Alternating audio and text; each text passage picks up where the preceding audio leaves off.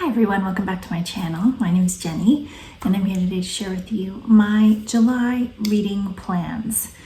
So I am carrying over a book from June. I had 3 fiction books, I think, on my TBR, maybe 4, and I didn't really get to the 4th one. So I am carrying on with A Little Princess by Hodgson Burnett. This is a story of a young privileged girl named Sarah who is brought to London by her father to be educated in a boarding school while he goes back to India. He's a soldier. Her mother died, and so she is only has her dad.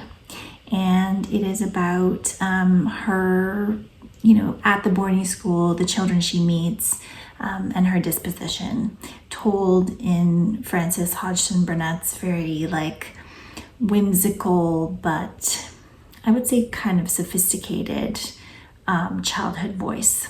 So that one. Next we have Dual Citizens by Alix Ohlin.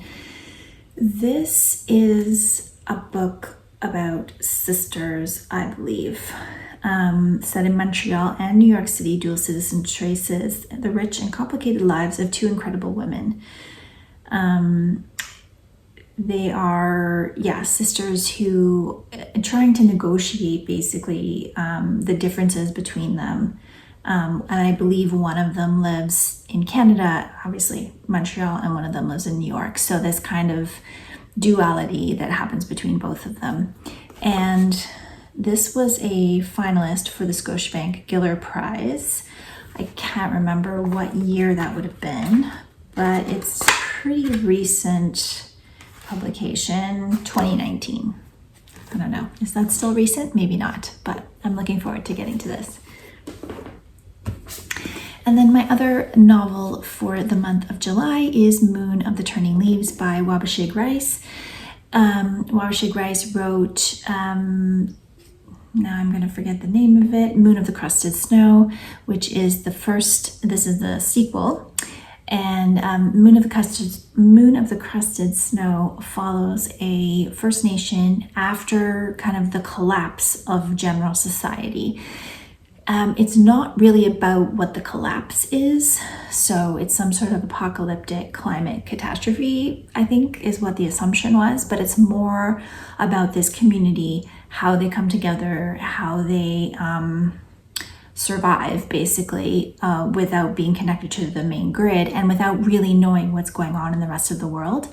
And so this book comes into play 10 years later. So one of the main characters' daughter, who was just really little when this first initial disaster happened, is now a teenager, and they decide that their resources as a community are getting thin and it's time for them to kind of consider relocating. And so they go on a kind of a reconnaissance mission to try to figure out what's going on outside their community and whether or not it's viable for their community to move somewhere else. So I'm really looking forward to getting to this. This was a recent publication. I believe this one came out in 2023. Okay, so the other 2 books, I've got my audiobook for the month of July is Finding the Mother Tree by Suzanne Simard. I recently attended a talk with Suzanne Simard because she's just released a new book, whose name I can't remember, but I will put here for you. And I was interested in her talk. She is a tree scientist, and she has, discovered some really compelling and interesting research around trees, how they talk to each other through fungus and how they feed each other, like the kind of community that a forest is, as opposed to just a whole bunch of plants being in the same place. It's actually a community. So she writes about that. And so I wanted to, before reading her second book, I wanted to listen to her first book. And so she narrates this book herself, Finding the Mother Tree. And it is quite a bit of memoir, I would say, mixed in with the science. So it's basically her kind of situating who she is, how she grew up.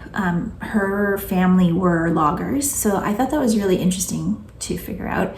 And she's talking about how her research came about, how she became this type of a scientist, and how she discovered the things that she has discovered. All right, so my other two nonfiction books are actually new to me books, and so I will be doing a summer book haul, and these will be part of that, but I am reading them this month for various reasons. So the first one is Why Women Grow by Alice Vincent. This is a lovely memoir talking about why women garden. And so Alice is grappling with her own thoughts around her place in the world, whether she wants to become a mother, and how growing things is kind of part of her being as a nurturer. And she also talks about different women from across history who were gardeners, and also interviews women about why they garden. And so that is kind of peppered in with her own personal story in this. So isn't that a beautiful cover?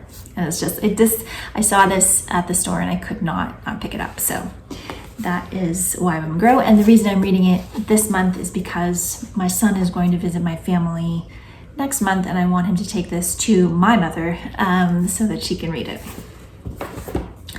And then finally we have my art book club selection for the month of July, August, and September, and that is The Equivalents, A Story of Art, Female Friendship, and Liberation in the 1960s by Maggie Doherty. So this book is centered around Harvard's sister college, Radcliffe. In 1960, they founded the Institute for Independent Study, which was a messy experiment in women's education that offered paid fellowships to those with a PhD or the equivalent in artistic achievement. And so 5 of the women who received the fellowships were the poet Anne Sexton, and the 2 poets, Anne Sexton and Maxine Human, painter Barbara Swan, and sculptor Mariana Pineda, and writer Tilly Olson. And so these 5 women formed a really close bond, and that is what this book is about. So this book is exploring the creative friendship, and also I believe there were some romantic ties here too between these women. And so she's kind of looking at this. I find this, this is going to be really interesting for me because I did read, if you've been around and you've seen my my reading wrap-ups this year.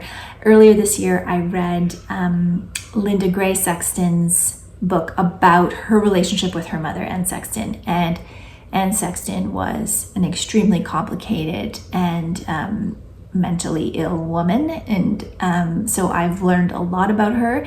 And so to read about her in a context where, like in just a creative context, I'm really interested to see if Maggie Doherty dives into the kind of psychosis of Anne Sexton or keeps it to her work. But the interesting part about that is that Anne Sexton's work was about her psychosis. So it's kind of, she's a very fascinating person, and kind of in some ways hard to read about because of how complex her life was. But I am very excited to read about these women, and I think female friendship, female creative bonds are things that aren't talked about a lot in literature, and so I'm really excited to get to this. So if you're interested in joining us to read this book, all the information is down in the description box below. We read, this book is conveniently divided into 3 sections, so we will be reading a section each month of July, August, and September, and we also have live chats each month, usually the last Sunday of the month, but because of vacations and things like that, there might be a few that are like the second to last Sunday or something like that, but that is what we'll be reading. So that is my reading for July, and I hope you have a wonderful reading month, And as I've said before, I wrap up all the books I read in my monthly wrap-ups. They're usually always published a month behind. So July will see my June reading wrap-up, and then August will see my July reading and wrap-up, if you need to know scheduling around here. Anyway, thank you so much for watching. I'll be back again soon with another video.